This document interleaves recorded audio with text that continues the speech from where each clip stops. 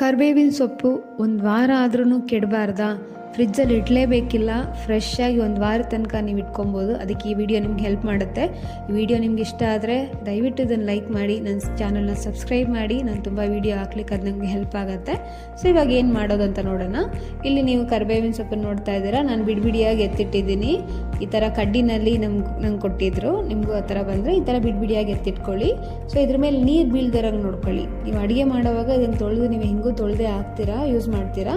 ಆದರೆ ಇದನ್ನು ಸ್ಟೋರ್ ಮಾಡುವಾಗ ನೀರು ಬೀಳ್ದಿರೋ ಥರ ನೋಡ್ಕೊಳ್ಳಿ. ಈ ಥರ ಒಂದು ನೀಟಾಗಿರೋ ಒಂದು ಕವರು, ಯಾವುದೇ ರೀತಿ ತೂತಿಲ್ದಿರ, ತುಂಬ ಗಾಳಿ ಹೋಗ್ದಿರೋ ಅಂಥ ಒಂದು ಕವರು, ಆ ಥರ ಒಂದು ಕವರ್ನಲ್ಲಿ ಇದನ್ನಿಟ್ಟು ಈ ಥರ ಒಂದು ಸುತ್ತಿ ಒಂದೇ ಒಂದು ಗಂಟೆ ಹಾಕಿ ಸಾಕು. ಸೊ ಹಿಂಗಿಟ್ರೆ ಅದರಲ್ಲಿ ಗಾಳಿ ಹೋಗ್ದಿರೋ ಕಾರಣ ಒಂದು ವಾರ ಆದ್ರೂ ಅಷ್ಟೇ ಫ್ರೆಶ್ ಆಗಿರುತ್ತೆ ಫ್ರೆಂಡ್ಸ್. ಇದು ಫ್ರಿಜ್ಜಲ್ಲಿ ಇಡಬೇಕಾಗಿಲ್ಲ, ನೀವು ಹೊರಗಡೆನೇ ಇಡ್ಬೋದು. ಫ್ರೆಶ್ ಆಗಿರೋದನ್ನ ಒಂದು ವಾರ ತನಕ ನೀವು ಯೂಸ್ ಮಾಡ್ಬೋದು. ಪ್ಲೀಸ್ ಇದನ್ನು